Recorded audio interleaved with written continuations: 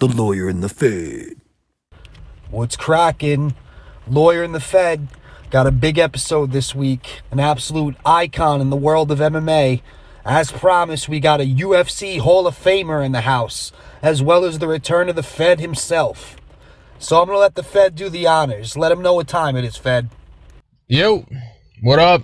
Fed here, aka Fedro Star, lawyer in the Fed. So, to say we got an OG today would be a tremendous understatement. One of the true originators, the world's most dangerous man, Kenneth Shamrock, will be checking in. So, let's go. How's it going, Ken? Why don't you say hello to the audience of 5 rounds? Well, good afternoon. First of all, I want to start with, I want to give a shout out to the 5 rounds and the lawyer and the Fed. Hello, what's going on? Hope you guys are doing well. Great to have you, Ken. Let's get right into it. You guys know the format. 5 rounds, 5 questions. Here we go. Round 1. Round 1. I'd like to ask you specifically about some of the bad police conduct we've seen recently. In your opinion, do you believe lack of training plays a part in some of these incidents, such as the murder of George Floyd?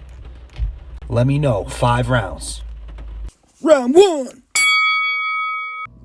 Well, I'm not sure about the training part. I know they go in there and they do their typical training. I think it's the process, the investigation work that goes on behind each of their backgrounds. I don't think they do go deep enough to find out where they come from. Maybe, their grandparents or their great-great-grandparents were racists. And you got to think about maybe trying to go deeper into the past. Also, too, I think a lot of it has to do with the pressure these guys are on every day, too. You think about day in and day out, and they get out on the street and people are spitting on them or calling them names, and in crowds that get violent, and their lives are in danger because they can't pull their weapon because nobody has a weapon on them, but there's multiple attackers around them that they don't know if they're going to get jumped or not. So I think it kind of balances in both ways. One, I don't know if they do deep enough investigation on each police officer, and I don't think they test them on the different types of stress that happens in the police force to see whether or not they're going to hold up over long term. And I also think it has to do with the job itself. There's really no appreciation, and it's even worse now with the George Floyd thing. Now it's even worse. The good police officers trying to do their job are getting hammered for what the bad police officers have done because they're all on the same team. So yeah, it's a tough situation, no question. But something's got to be done. When you're talking about the police department, people say, well, you can't be perfect. Well, in this situation, you have to try to be, because, someone being unperfect can lead to a death. So you can't use that as an excuse, man. We got to keep trying to be better. I completely agree about the screening being completely inadequate. You got so many men and women out there who aren't being properly vetted, and that's how you wind up with the bad apples and the sociopaths, the ones with the personality disorders, etc. They don't do a good enough job delving into the psychology of these men and women as a whole, and the problem is, even if 90% of the cops are good and the other 10% are bad, something you alluded to before, Ken, that 10% is really severely hurting the way some people view cops as a whole. It's a big problem. But let's kick it back to the Fed for round 2. Ken, you're no stranger to controversy and getting your message out.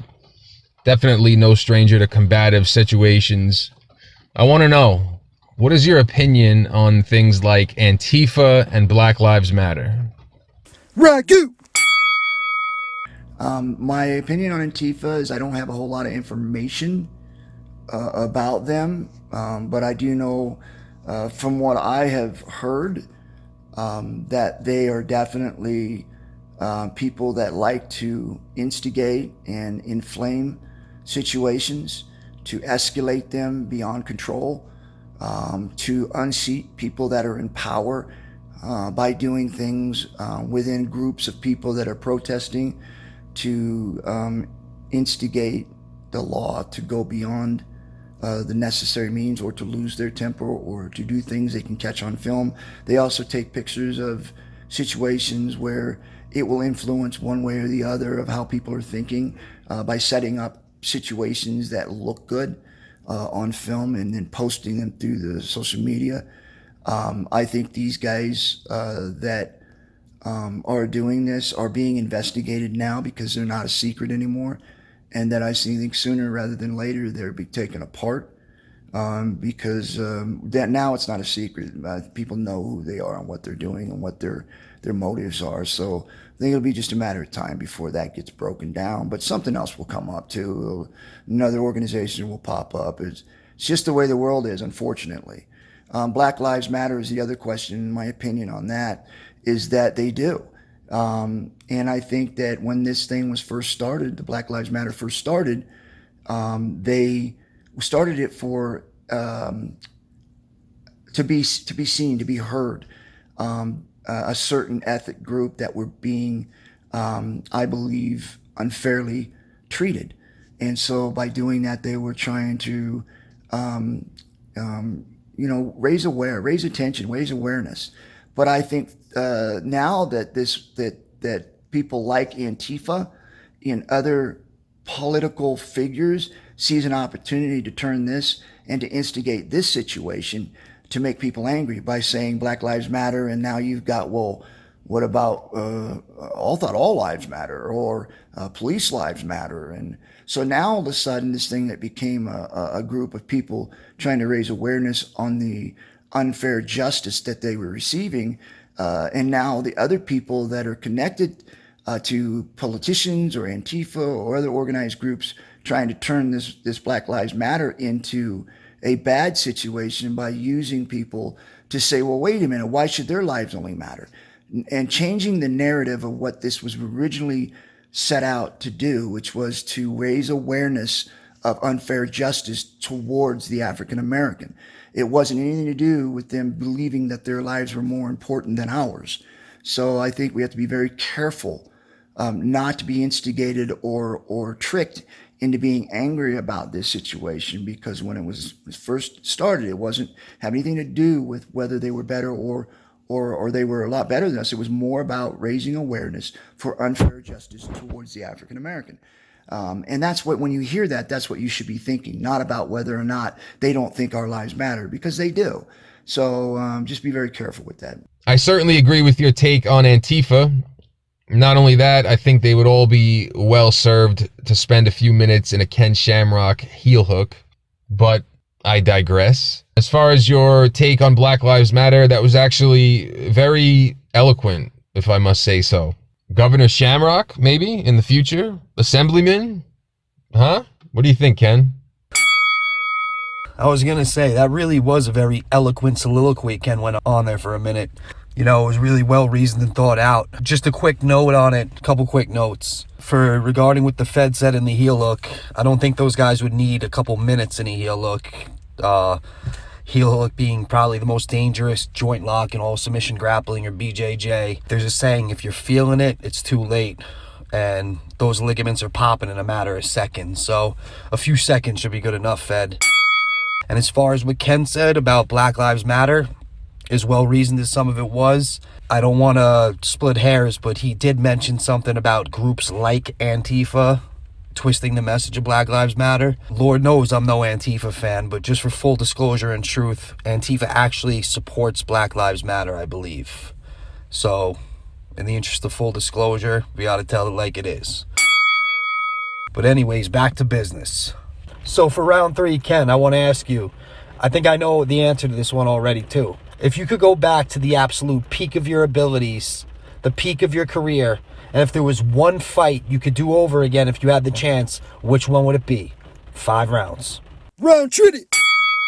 I've talked about this before, and I've always come up with the same one, and that was with Tito Ortiz. I wish I would have been at my peak, so that way I would have been able to go in and put on a great rivalry. I think just as me and Hoyce had, I think me and Tito could have too, maybe even bigger. because in my peak, it would have been a whole lot different story. But it is what it is, and I believe Tito, at that time, 205 pound, biggest 205 pounder I've seen. And if I was in my peak, I think that it would have been probably one of the greatest rivalries ever, because I believe we would have split. He would have won one, I would have won one, and who knows who would have won the rubber match. But I believe he was that good. I know I was really good in my prime, and I thought it would have been a great battle. But unfortunately, that's just the way things work out. So I knew it. How did I know it was Tito? I was rooting for you so hard during that fight too, the second fight. But things happen the way they happen, and we still haven't figured out how to transverse the Einstein-Rosen bridge yet, so there's no take twos. Still, you've had an amazing career at the end of the day. All right, the Fed's up for round 4. So Ken, obviously you were in the MMA NHB game since the very beginning. You wrote the book. You've been in the ring, in the cage, in the gym with an endless list of the toughest dudes in history. We want to know, who is the toughest son of a gun you ever came across? Round 4! I don't have that answer, because if you remember right, when I first started, my first match, I was 5th, and that was over in Japan. After that, the rest of my career, I was either semi-main event or main event. Now that's pretty unheard of. No amateur status, no beginnings, anything like that. I went from 5th on the card to, ever since that time, which was almost a 13 or 14 year career, I was semi-main event or main event. So I fought a lot of tough people, was always fighting the best. And there was no warm-up for me. I was thrown right into the mix. And I handled myself very well. So I really could, like I said, I couldn't really give you a straight answer on that, because I faced a lot of different types of tough guys. Really, Ken? Not one? You can't name one guy? Hoist Gracie, Dan Severn, Tito, Boz Rutan, Rich Franklin? You've been in there with everybody. Yeah, he didn't want to give any one opponent the nod on that one. But he's come across and seen some of the best of the best. So fair enough. So for round 5, and this one is dead serious. I'm super serial. Who wins in an MMA fight under unified rules? Trump versus Biden. 5 rounds. Round 5! I think in that answer, I think they both lose. I think the minute they walk in there and they start grabbing each other, they both have heart attacks. Not the best shape of people that I would put against one another. So, but it would be, I think it would be more of a comedy show. You see who could pull whose hair the hardest. I'm not sure that either one of them knows how to throw a punch, let alone a takedown. So you imagine when the clinch happens, they're probably hugging each other, trying to square dance to take each other down. But yeah, I guess it would be one of those ones that would be not fun, but funny to watch, but not too long. Anyways, man, I hope that answers your question. I hope that you guys have a great rest of the 2020 year. It didn't start out so well, but hopefully the rest of it will be better. God bless. Take care. Thanks, Ken. We really appreciate it. And I think I could speak for me and the Fed when I say you were one of the very first fighters that we watched growing up, you and Hoist. And it was an honor to have you on the show, Ken. Thank you. The world's most dangerous man, Ken Shamrock, ladies and gentlemen. Well, that was another great one. Anything you want to add? Anything you want to say to these skags before we depart, Fed? All right, guys, that was a blast. Ken Shamrock's the man. It was a lot of fun. A lot of crazy shit going on in the world right now. Stay safe, stay healthy, have fun. Happy 4th. Happy 4th of July. God bless America. And tune in next time. All right? Take it easy. Happy 4th of July, everybody. Happy birthday, USA. If you haven't done it, hit that button. Make sure you hit the button to subscribe. Make sure you like the show. And we will be back again next week with another former UFC champion of the world. And this one has a fight coming up. Who's it going to be? I'm going to leave that much for surprise. Lawyer in the Fed. Peace.